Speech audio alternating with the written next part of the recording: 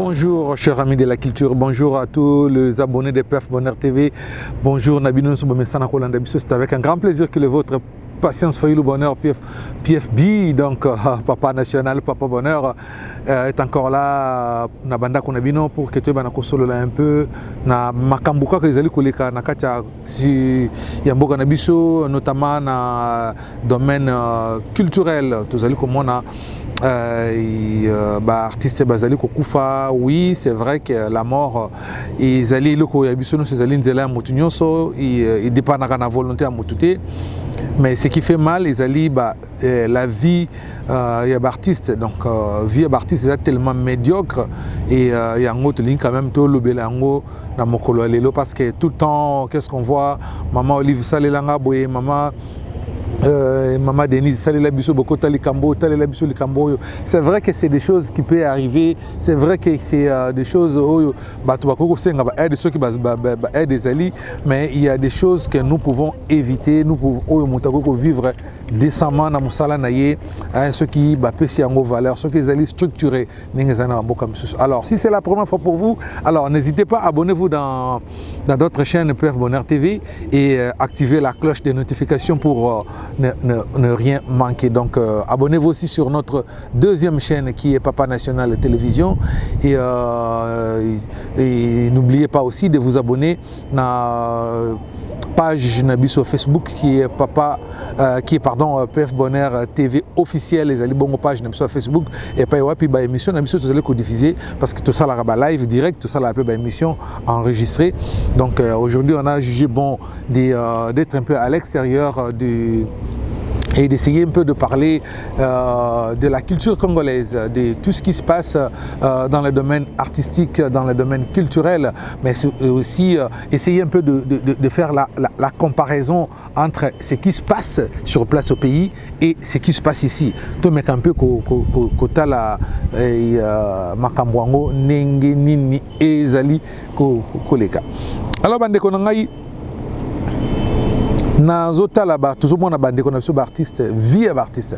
Je vous parle comme ça parce que je suis nazali comédien, donc j'essaie juste de réfléchir à haute voix, qu'on essaie un peu de réfléchir à haute voix et ça la ramène bien. Donc il y a quelque chose que na bongisi en haute na pour voir en haute mais la tout solo là quand même, boy. Parfois ça la ra bien, tout peut ça la ra idée, tout peut ça la ra makanisi. Donc on essaie quand même qu'on innover dans cette chaîne viso na makanisi ningi za na auto c'est la sujet au live. Mais il y a quand même tout un peu qu'on réfléchit à haute voix les sous un modèle d'une autre manière. Bande ko nanga tout moni awa artiste surtout artiste comédien ba kufisi mingi tout le monde tout ko perdre maman na biso maman Chako paix à son âme azali maman o azali asali beaucoup plus na asali mingi na kati ya domaine artistique na théâtre. Bande ko bolimbisa ba bruit puis l'ambiance parce que c'est normal on est à l'extérieur donc on est à l'extérieur puis les gens passent, il y a le vent, il y a des bruits, donc c'est juste dans la rue quoi. Tu fais un abisso, tout solo là.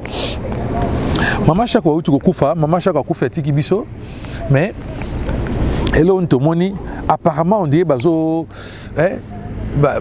famille télémi ANTPC télémi association d'artistes il y a artistes théâtre populaire télémi zoloba chaque Congo payé donc la famille désordre à chaque fois ceux qui les camozeli toujours mon encore ça désordre makamambongo. Mais pourquoi est-ce que vie artiste faut ça toujours médiocre? Pourquoi est-ce que vie artiste faut ça toujours passer alors que zali bazo sala musala? C'est un métier comme tout autre métier bande konangai ndenge médecin bazali ndenge avocat bazali ndenge juriste bazali comptable bazali, donc mutu na mutu azana métier na ye oyo asale oyo nzambe atindele na mokili mutu mutazana likabo na ye parce que tout le monde ne peut pas être médecin, tout le monde ne peut pas être juriste, tout le monde ne peut pas être comptable, tout le monde ne peut pas être mutu na mutazana na domaine na ye ezana mutu musu ba pese likabo nati biso nzambe pese biso likabo oyo ya koloba likabo oyo ya kosala musala ya théâtre ezali likabo oyo nzambe pese biso toki otangela ngo ba classe toujours vivre nango malembe na muke toujours.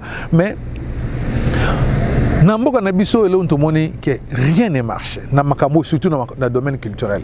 Bande ko nanga soki za na domaine kutu ya finance na domaine et il y a il y a éducation, les autres la malamouté, tout le monde a un que ce soit à niveau primaire, à niveau secondaire, à niveau humanitaire, donc à niveau universitaire, donc qualité d'enseignement, ils ont quitté. Bon, on a un domaine culturel. Parce que nous avons négligé le domaine culturel. Or, la culture, c'est l'identité de tout un peuple. La culture, c'est notre manière de vivre. La culture, c'est notre manière de s'exprimer. C'est notre manière de pleurer nos morts. C'est notre manière de s'habiller, de marcher. La culture, c'est la construction. Tout ça, ça fait partie. Il y a la culture, la décoration, la peinture. Tout. Ça fait partie de nous. Il y a le c'est ça notre identité pour les Congolais. Mais pas dans le domaine de négligé, initiative mon côté, et bien à niveau il y a culture art, la structure mon côté sérieuse et fanda que épais ça artiste même pas droit na bango. Oui, bah autant que l'anga soneka, bah kolo baboué, mais combien de fois bah musicien bazolé là, combien de fois artiste d'une façon générale bazolo bah lingi même pas considéré parce que kuna sérieux égalité.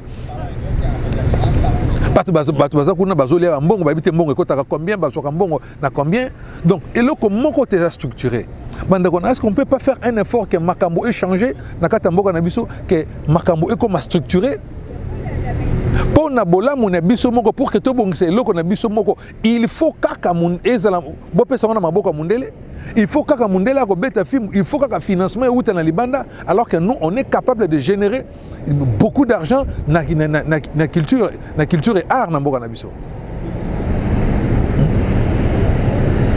bande ko na ngai ba musiciens n'en parlons pas ko les mikolonio so bazoka ba droit d'auteur na bango te à part ba obetena ba registre banze bona na ba SACEM na ba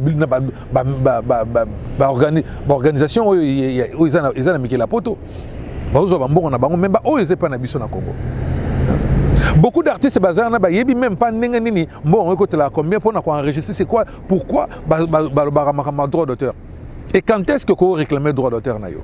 Parce que moi droit na biso mais mingi pe bazana ba yebité droit ngo ba réclamer kango ndenge nini ba sala kango ndenge nini mende ko ngai alors et c'est ngavana structure makamuno sur la structure na kata mboka na biso vraiment à niveau gouvernement ministère de la culture il faut prendre des ministre bati wana azo ba initiative afin de ça ba penseur afin de ça ba artiste ba to ya mayele ba yeba na ko définir statut ba artiste na mboka na biso. Qui on peut appeler aujourd'hui artiste professionnel? Pour que comme on pour pas considérer artiste professionnel, quand pose l'artiste à relève, quand pose l'artiste il faut pas définir Babilo mais ce que ça définit, ça va être difficile parce qu'aujourd'hui Moutuno Salale à la Mouikaboué, on a comme artiste, surtout au niveau du théâtre. Quand je parle de théâtre, de théâtre que ce soit populaire ou classique. Na classique parce que là c'est vraiment difficile parce que quand tu ne sais pas si au yébite mais par contre autre monde dans théâtre télévision à toi yébite ce que moi sans qui tout pire c'est un président tout oh yé m'a formé ngai tout l'équipe na télévision tout ça comme ganga yé pas artiste ba les gars na télévision. Mais la télévision ne foutera pas monter pourquoi? La télévision en principe ça devait être on faut pas producteur. Oh produire série télévision Radio Canada ils ont financé par financement Radio Canada des choses comme ça ils financé parce qu'ils ont produit ils ont généré un bongo. RTNC face à la producteur chaîne digital faut base à la subvention. Il y a l'État pour que Bambé Bamana produire. Ministère de la Culture, il faut que ministère de Mbongo pour la création des artistes. L'artiste est le bazo koufa pauvre, l'artiste est bazo là. Artiste est mon côté les autres ceux qui a koufi bon non oui peut-être tu éviter ceux qui Kofi le midi peut-être ninga la barata attends mon pas peut-être tu éviter ceux qui y est en koufa peut-être dans un million et belé. Mais le reste, où nous sommes bâtis, ils ont la rande. Maman Olivier, papa, maman Denise, maman di mama, tata di tata, coco di coco, nogo di coco, nogo di noco. Donc, tu es baraté, moana di moana, donc, kolela na kolela. Est-ce que vie à Batou? Vie na bango, basalaki bango, ils ont rapport na kolela. Carrière na bino, il y a biso artistes, ils ont rapport na kolela. Comment est-ce qu'on peut pas changer des choses? Tout ça, l'Institut national des arts, ils ont na Congo. Le seul peut-être en Afrique centrale, où c'est un enseignement supérieur au niveau art. Mais pourquoi le même bâtiment, il y a un Nengezali? Est-ce que l'État congolais ne peut pas même pas financer la construction d'un nouveau bâtiment? Ou soit que Sangisango, il y a la campus, il y a campus d'art, académie de beaux-arts, Bosangisi, ISAM, Bosangisi, INA, et ça là donc, université, il y a art, il y a art na Congo. Et ça a idée à toujours réfléchir bande konangai. Potala les lots bazukufa pauvre ba famille na bomba comme même comme marchander ba corps na bango. Maman chaque chose les lots corps na zoumela na morgue parce que les lots famille comme marchander même corps na. Comme marchander donc zo mona que non basé la maman boya donc ceux qui maman wana zalaki donc famille na ba famille ba ko kunda maman chaque côté. Ba famille artiste musu ne baza bande kona ba comme ça ba osa bana prière que bana na bango ba kufa. Donc c'est le bena boule bena que non ah yo bena ngo sala théâtre donc ko lokufa bena non maman liva ya ko pese biso bena mbongo belé mbongo wana to ko sala bena boto ko sumela ndamo lupango to ko tina mutako ke na poto to ngana ko ke na poto des choses comme ça. Oui, il y a des gens qui réfléchissent comme ça bande ko ngai. Il y a des gens qui réfléchissent comme ça bande ko ngai et ça fait très mal. Ça fait très mal comment on a babilo quand ils ont les cana na mboka na biso. Ba famille botika na makambo wana. Mama chaque temps asala musala na ye, bino boza contribuer na combien? Tant bani carrière na ye. Boza ko pesa tambon en transport ki na ta ba tournage wana. Rien. Abundi lelo sikoyo ba akufi lelo bino famille boko no wela mbongo ba ozoriza combien? Il faut biloko wana esila na mboka na biso bande ko nanga il faut biloko wana esila surtout que na côté musique bo tala na qualité musique na biso lelo ndenge komi RDC pays à rumba pays à musique fandi saka bana musique fandi nozo ka bana ndule zo beta bana ba musicien bazo yemba ozoka voix lelo bo tala au niveau to komeli. Même musique moko to boité le monde évolue mais le monde évolue na musique oya les autres les ba chanteur bazate hein tout ça na ba musicien bien quand je parle de musicien on tala bato asima ba grand tour ba yeba musique ba kena fana ba on a poto parce que na mboka na silo ka malonga zali te ba ko fana ba ko souffrir ata ba mai ba mukuba mai ka bazonga ba kitara mo kin bazon mais au moins une grande partie vient na bango ça na poto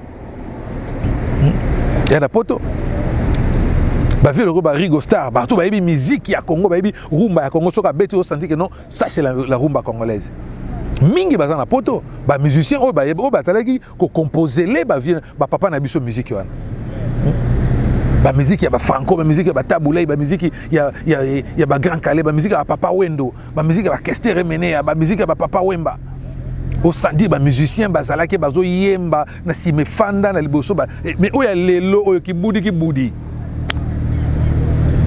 nzemo ezanga mituna makolo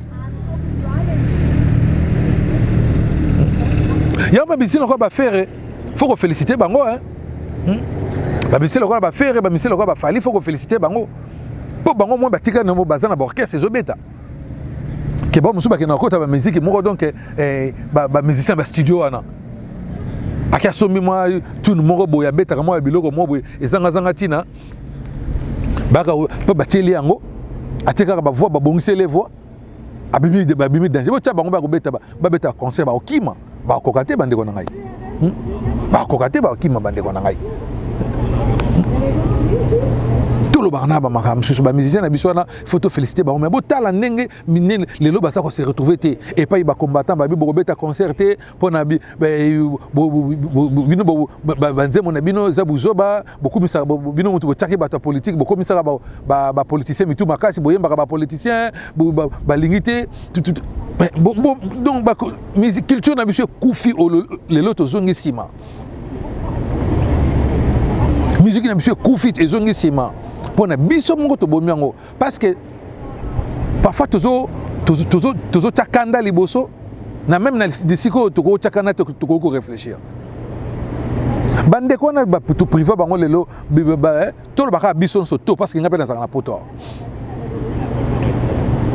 to privé bango ba beta ba concert awa mais c'est musala na bango baboko la bana na bango na musala wana na sima na bango ba groupe ezaki bazaki pe na bato belé baza na sima na bango bazo vivre wana na sima na bango ba misala belé pe zali ko vivre wana notamment ba salon de coiffure ba restaurant ba bar ezaki pour vivre tant bato na bazo beta ba concert ba boutique d'habillement tout ezaki pour vivre tant wana bato pe ba osala ba business na bango ba osala ba beta ba concert na bango et lelo nyonso pe kufi na poto parce que to boya pe bande kona so ba beta musique mais to réfléchir est-ce que ba musicien mutu batiaka bato na pouvoir ceux qui makama mabanga ne côté c'est parce que ba structure a malonge zate na mboka ba musicien bino pe faut botelemela bato wana botelemela pe bato politique de façon que ba structure ezala ego permettre bino bobeta bo sala kama musana bino comme il se doit comme ça ba système mabanga eko sila eko sala souté pona to yoka te vie na biso eloko kanza ke boka aboka libanga mabeta ka musique a vivre après la musique na donc bino pe boko beta musique na bino sans bêtise sans mabanga boko beta pe musique ozala bien bo changer pe ko na mboka na biso ba sala ba spectacle les awana boko ko bongisa sala mongita te ça va coûter combien na gouvernement na biso na même ville à Kinshasa ko bongisa salle d'iso salle mongita ba bongisi ba salle boboto wana ba équiper yango ba salle ozali ya l'état bo équiper yango le ba projecteur to ko so même ya occasion ba bamba ko sa sango na Congo wana ba kiti ko sa na Congo wana le ko ba kiti mo ko déplacer salle ba ko montant ba ajuster bazana ba ko monter ba gradin o ko sala ke ba to ba fanda ba holanda ba conseil zo beta mape ya kitoko bande ko na ngai eza mboka na biso lelo ba musicien so bakoma so ba poto batika na bango parce que loko ko sa na Congo ezate mais tant pe bakoma na bakompe na poto neto ba ne bango ba lobaka poto ya cimetière ba musicien moi ça me fait mal hein, ça me fait très mal na otala ba acoustique et beti na tali ba na to so la na lo ba nyoso ka pona makama art na cadre émission na biso boîte à musique. Hein, boîte à musique, discutons-en, parlons art. Pour tout sur le n'a pas bonheur. Patience for you, le bonheur. Ouais. Il tout à l'année, mais je sais pas. Hôtel acoustique, mais tout ça n'a pas musicien. Acoustique, on a senti que non, nana yebite.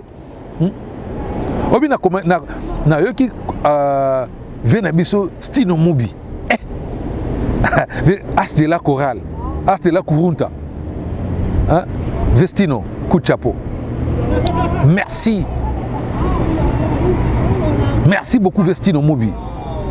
O yembi o beti senti o laxi pendant que as de la chorale. O yebi o bena mwana molokai viva la musique. O senti mutazo yembi banzembo, hein? O bazoye mabango so mazo yemba acoustique o yebi que non ça c'est un chanteur. O qui vient na biso bayi le canto ready à mise coup de chapeau. O senti que non t'es chanteur azali. O qui fait rigola n'en parlons pas. O senti que non oui chanteur azali awa. O qui dit la coste o qui non nkunga ezali bampe mezali. Vient la biso de la forêt à relever défi à bêti acoustique. Ba tu peux ba sepeli. Bakoutike bete me belé na bambisi mususu ba vede souza ba to bete belé ba bia ba bete bakoutike non se bete me eza kitoko bon bakoutike mususu bete bakoutike tout bete me kitoko JDT non pas joli le roi marquis Serge Mabiala ba beti vous sentez que non ba tu ba yembi mais musique wana bokti ya ngwa ba mité ma baby no ba musicien wana Vestino bo mité ma bé Veredi bo mité ma bé ndule wana musique wana bino no potika nango mais Vestino bo ta vie ça l'orchestre wana zong monteur que satana ki no betaka bo zong sa bandule betaka bo ba concert bo parce que bino nde bo yebi musique bino mo fsana bo jou bo fani na ba papa mana des années bo kolisi mais la musique est belle bo yebi musique bo ko tika musique ka bo été bo la que bo za ba leader bo la que bo za ba leader mais monsieur Belé ba fandi ka bo je n'arrive pas à comprendre ba vie le ko la ba Lucien na de mingongo ko mungongo bo musique quoi ba faux chanteur mo lelo ba bimela biso lelo awa musique zangati na musique ya buzoba na buzoba ba on mutu ba benga ba musicien studio ba musicien studio ba kena so ba nini ba yemba ka ne musoko tele micro boy o ba beta guitare a kokate bozongela bozong sa musique ba combattant tout réfléchir parce que ngana combattant ngana congolais na combattant mais je pas ce que le gouvernement m'a bien mboka na lobara na loba to dénoncer ngo mais c'est une façon pour moi de mener aussi mon combat pour que makambo changer ngo toujours ça là toujours dénoncer babilo kwa boy. Je disais que pour tout ça là pour réhabiliter ba sala wana na Congo même ne fût-ce que ces deux salles peut permettre ba mission ba betaka écoutez bien combien boluka kotongana nous te bo réhabiliter na oezawana beaucoup réhabiliter ngo ça va coûter combien? Ça va coûter combien? Rien. Mais bambongo so yoki bambongo ba politicien ba détourner mais non. Ba politicien so boye ba raté ba député ba parlementaire ba sénateur so boye ba raté parler du peuple wana ezaka ba artiste. Ezaka maison de la basala ngo pona culture. Ezaka ba salo bino lokola bozanga place de bokena ofanda wana ba tia mobuta tchaka bino acha wana. Mais parler du peuple c'est kana bino te. Vous devez boluka botonga Assemblée nationale. Et ba salle moko ezalo kola ba salo place Marseille le na Côte d'Ivoire wana. Ouais biso non l'état na biso réquisition na radioso elle ngala peut passer. Réquisitionner voilà. L'état na biso soit nyonso azo confisquer nyonso eko makaya ye mais ba kolo biloko wana bo sala ba. Est-ce que vous pensez à la génération future? Vous pensez aussi aux relèves? Non, vous pensez à rien. C'est juste vos intérêts. Mbongo bozoyi ba bozo na poche. Moussa les hommes na longate. Je parle pas du gouvernement maintenant, c'est Bana Banaka le gouvernement tout les kanango. Peuple congolais ne continue que de pleurer à coller la. Mais bozo sala nini? Bozo sala nini? Bande konanga tous Bon c'est le artiste ba salle mongita ba salle d'iso. Beaucoup théâtre national ngezali. Salle no kota te comment ba ngungi mo bazaka na kati on ba moano. Salité mulili courenza la te le côté. Beaucoup bon c'était un personnage ba artiste ba s'exprimer. Beaucoup tongate bâtiment ina vous imaginez que ina ne ça même pas na salle de salle à spectacle. Donc pour étudier la pratique, il faut pas longoka banana ina kuna na vendre commerce ti ba na salle d'iso na kasavu bwana. Ba ko sala pratique wana. Alors que institut monene nengo na faut ba sala na studio na bango na kati. Place ba étudiant ba sala ni eza ba ke na studio ba repasser salle. Donc kuna non tout est bien équipé, régie lumière, son, makabu tout est en kati kuna pona ba étudiant batanga mala. Comme ça tant bazo leka bazo sala musala oza na qualité, bazo sala musala oza na qualité musala kitoko. Bazo sala musala qualité musala kitoko musala malamu. Mais ce qui eloko za na ngote. Ce que eloko za na ngote za na nga na modèle. Et vous allez na modèle na mboka mo kaka to kene boy bazonga boy ba eloko osala donc ba yeba rater ceux qui bazo sala nini ba toujours vraiment c'est quoi ça notre pays? Pourquoi to kozala to ko s'organiser makam na nenga malamu te? Pourquoi mboka na surtout makam ko kozala organiser te? Président Fachi, investir dans la culture, investir dans l'éducation, besoin de sa culture dans l'école. Besoin que ça va programme à théâtre en école. Vous allez voir comment est-ce que Bana Barozala Mayele, comment est-ce que Roman a cerveau Bana Nengo Fongama. Vous allez voir comment est-ce que les enfants vont commencer à bien s'exprimer en français. Même la diction va changer. Comme ça, génération future, tu vois, non, et maintenant tu vois. On va distinguer les différentes sons I, E, U. On va distinguer. To zongi sa culture na biso nesike zalaki. To tombo la culture parce que la culture congolaise est eko tombo la mboka eko teka image ya mboka partout. Lelo soki bato bazo tonga lelo bandako comme lokola bandako ba nigérien. Bato no so ba tonga o bandako ba nigérien même ko lata ba mutaka no bala azo lata lokola ba costume ba nigérien. Pona nini? C'est parce que c'est grâce à la culture nigérienne à travers leur cinéma, à travers leurs films. Les autres, ils sont commis, même foulard nigérien. Donc, nigérien.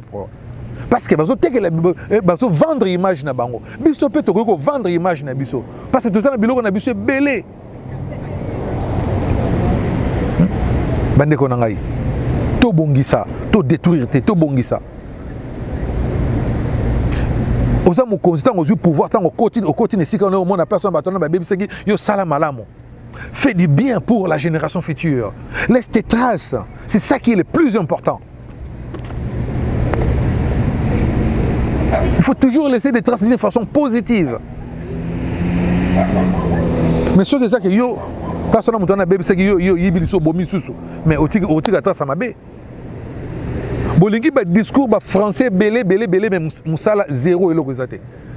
Surtout batu ba relier ba français na binote. Batu ba relier ba français na binote. Et un moment donné batu ba lembi ba français wana. Nous voulons les concrets, nous voulons que batu ba sala musala batu ba musala ezala malamu ya qualité malamu. Les autres monde ba théâtre na sala mabente parce qu'il y a rien. L'industrie cinématographique congolaise n'existe plus. Et kufa beaucoup ozongi sa yangote.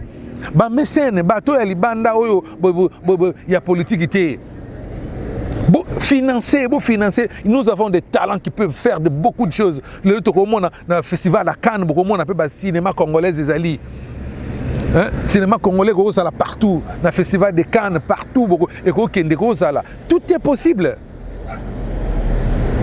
Ko sala film ngolo ba te ba jouer en français car na lingala ne ba sala to sala ba artiste bien ba to ko former ba scénographe to ko former ba maquilleur malamu au lieu que mutata ba poudre na mutu mutako sala ako sala bena ya qualité malamu to sala awa sur tout le plan sur tous les domaines. C'est juste avoir la bonne volonté. Si nous avons la volonté, nous pouvons changer des choses dans ces pays-là. Si nous avons la volonté, nous pouvons changer des choses, s'il vous plaît. C'est possible.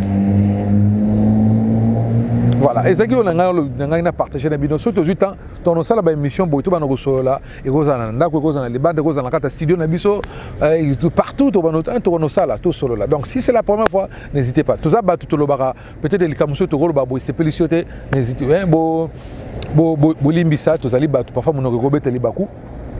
Mais on essaie juste de réfléchir à haute voix. Donc ba vient na biso ba musicien, ba théâtre, que ce soit théâtre populaire, que ce soit théâtre classique. Tout changer ba donne. To cause la que pour que l'artiste na biso ba voyager, il faut qu'à Al de la Gombe. Il faut qu'à centre l'ONU Bruxelles non. Centre l'ONU Bruxelles les alliés centre il y a pour faire la promotion belge.